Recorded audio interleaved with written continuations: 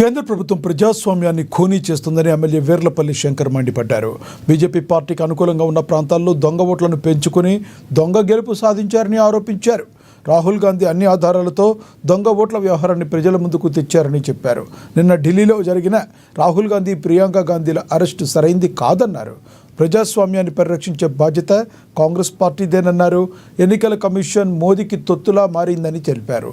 స్వాతంత్ర ప్రతిపత్తి కలిగిన సంస్థలను ప్రలోభపెట్టి భయపెట్టి గుప్పెట్లో ఉంచుకున్నారని ఆరోపించారు. రాబోయే రోజుల్లో రాహుల్ గాంధీని ప్రధాని కాకుండా అడ్డుకోలేరన్నారు. దేశంలో ఖబర్దార్ మోడీ, బీజేపీ నాయకులారా చెప్తా ఉన్నాం, మీరెంత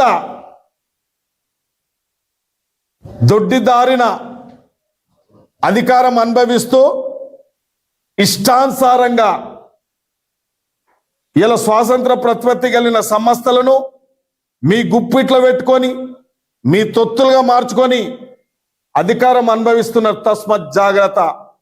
రాబోయే కాలంలో ఎవరు ఊహించని నీవెన్ని ఓటర్ లిస్టు తప్పులు తడక చేసినా, బోకస్ ఓటర్స్ నమోదు చేసినా, నీవు ఈవీఎంలను వాడినా, ఏదో ఒక రోజు ప్రజాస్వామ్య విప్లవం రాబోతుంది ఈ దేశంలో.